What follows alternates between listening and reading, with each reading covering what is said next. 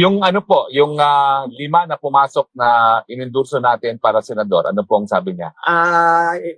Medyo doon nakuhan siya kasi sa senator, sabi ko kasi may mga twist na kukuhan iba na nag-support sa kuhan. Pero sabi ko, overall, do not worry because I think naman, ang support din nilang kay VP Sara. So, O yung pinasabi ko po sa kanya na safe na sa impeachment si VP Sara dun sa 6 na sigurado nating kakampi at 6 pa na pagpapipilian pa dahil ang kailangan na lang natin 2 para hindi na matanggal si VP Sara. yeah, well, I think para din sa atin, with the overall nangyari sa national